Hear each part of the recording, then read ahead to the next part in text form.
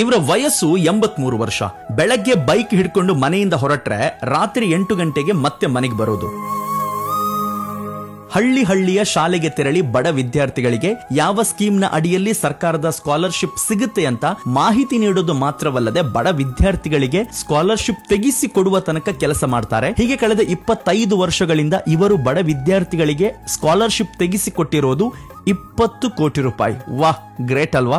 Retired ಆದ್ಮೇಲೆ ಹೀಗೂ ಕೂಡ ಸೇವೆ ಮಾಡಬಹುದು ಅನ್ನೋದಕ್ಕೆ ಇವರು ಉದಾಹರಣೆ. ಇವರ ಹೆಸರು ನಾರಾಯಣ್ ನಾಯಕ್ ಅಂತ ಹೇಳಿ, ದಕ್ಷಿಣ ಕನ್ನಡ ಜಿಲ್ಲೆಯ ಬಂಟ್ವಾಳ ತಾಲೂಕಿನವರು. BP ಶುಗರ್ ಏನಿಲ್ಲ, ಯಾಕಂತ ಹೇಳಿದ್ರೆ ಇವರು ಇನ್ನೊಬ್ಬರಿಗೋಸ್ಕರ ಬದುಕಿದ್ದಾರೆ. ಹಾಗಾಗಿ ಇವರಿಗೆ ದೇವರು ಆರೋಗ್ಯ ಚೆನ್ನಾಗಿ ಕೊಟ್ಟಿದ್ದಾರೆ. 38 ವರ್ಷಗಳ ಕಾಲ ಇವರು ಶಿಕ್ಷಕರಾಗಿ ಸೇವೆಯನ್ನ ಸಲ್ಲಿಸಿದ್ರು. ಆನಂತರ ರಿಟೈರ್ಡ್ ಆದ್ಮೇಲೆ 25 ವರ್ಷದಿಂದ ಈ ಸೇವೆ ಮಾಡ್ತಾ ಇದ್ದಾರೆ. ಪೆನ್ಷನ್ ಅಲ್ಲಿ ಏನ್ ಇವರಿಗೆ ಹಣ ಬರುತ್ತೆ ಅದರ ಅರ್ಧ ಹಣವನ್ನ ಬಡ ವಿದ್ಯಾರ್ಥಿಗಳ ಶಿಕ್ಷಣಕ್ಕಾಗಿಯೇ ಪ್ರತಿ ತಿಂಗಳು ಕೊಡ್ತಾರೆ.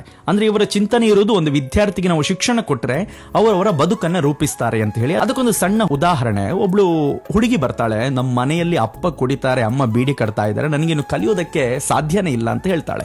ನಾರಾಯಣಕ್ಕೆ ಹೇಳ್ತಾರೆ, ನೀನು ಎಷ್ಟು ಕಲಿತೀಯ ಅಷ್ಟು ನಾನು ನಿಮಗೆ ಓದಿಸ್ತೇನೆ, ಬಟ್ ನೀನು ಓದ್ಬೇಕು ಅಂತ ಹೇಳಿ. ಇವತ್ತು ಆ ಹುಡುಗಿ 70,000 ಸಂಬಳ ಪಡೆಯುವ ಒಂದು ಜಾಬ್ ನಲ್ಲಿ ಇದ್ದಾರೆ. ನಾರಾಯಣಕ್ಕೆ ಹೇಳ್ತಾರೆ, ನಾನು ಅವಳಿಗೆ ಅವತ್ತು 10,000 ಕೊಡ್ತಾ ಇದ್ರೆ ಸ್ವಲ್ಪ ದಿವಸಕ್ಕೆ ಸಾಕಾಗ್ತಾ ಇತ್ತು, ಬಟ್ ನಾನು ವಿದ್ಯೆ ಕೊಟ್ಟ ಕಾರಣ ಅವಳು ಬದುಕು ರೂಪಿಸಿಕೊಂಡಿದ್ದಾಳೆ ಅಂತ ಹೇಳಿ. ಹಾಗಾಗಿ ಇದು ಒಂದು ಹುಡುಗಿಯ ಕಥೆಯಲ್ಲ, ಈ ತರ ಹಲವಾರು ವಿದ್ಯಾರ್ಥಿಗಳಿಗೆ ಅವರ ಶಿಕ್ಷಣವನ್ನ ಪೂರೈಸುವುದಕ್ಕೆ ನಾರಾಯಣ್ ನಾಯಕ್ ಅವರು ಸಹಾಯ ಮಾಡಿದ್ದಾರೆ. ಕೇವಲ ವಿದ್ಯಾರ್ಥಿಗಳು ಮಾತ್ರ ಅಲ್ಲ, ಕಾರ್ಮಿಕರಿಗೆ ಕಾರ್ಮಿಕರ ಕಾರ್ಡ್ ಮಾಡಿಸೋದಿರಬಹುದು, ಅಂಗವಿಕಲರ ವೇತನ ಪಡೆಯೋದಕ್ಕಿರಬಹುದು, ಇತರ ಸಮಾಜದಲ್ಲಿ ಯಾರೆಲ್ಲ ಬಡವರಿದ್ದಾರೆ ಅಥವಾ ಸಹಾಯ ಬೇಕು ಅಂತ ಹೇಳ್ತಾರೆ ಅವರಿಗೆಲ್ಲರಿಗೂ ಕೂಡ ಇವರು ಸಹಾಯ ಮಾಡ್ತಾರೆ. ಇನ್ನು ಇವರದ್ದೊಂದು ತುಂಬಾ ಸ್ಪೆಷಾಲಿಟಿ, ಯಾರಾದ್ರೂ ಇವರಿಗೆ ಒಂದು ಸನ್ಮಾನ ಮಾಡಿ 10,000 ಕೊಟ್ರೆ ಅದಕ್ಕೆ ಇನ್ನು 10,000 ಸೇರಿಸಿ ಯಾವುದಾದ್ರೂ ಒಂದು ಶಾಲೆಯ ಅಭಿವೃದ್ಧಿಗೆ ಅದನ್ನ ಬಳಕೆ ಮಾಡ್ತಾರೆ. ಎಂತಹ ಒಂದು ಗ್ರೇಟ್ ಪರ್ಸನಾಲಿಟಿ ಅಲ್ವಾ? ಹಾಗಾಗಿ ನೀವು ವಿದ್ಯಾರ್ಥಿಗಳು ಯಾರಾದ್ರೂ ಈ ವಿಡಿಯೋ ನೋಡ್ತಾ ಇದ್ರೆ ನಾರಾಯಣ್ ನಾಯಕ್ ಅವರ ಕೆಲಸಕ್ಕೆ ನಿಮಗೆ ಸಹಾಯ ಮಾಡಿದ್ರೆ ಅವರನ್ನ ಪ್ರಶಂಸೆ ವ್ಯಕ್ತಪಡಿಸಿ. ಯಾಕಂತ ಹೇಳಿದ್ರೆ ಬದುಕಿದ್ದಾಗ ಹೊಗಳೋಣ.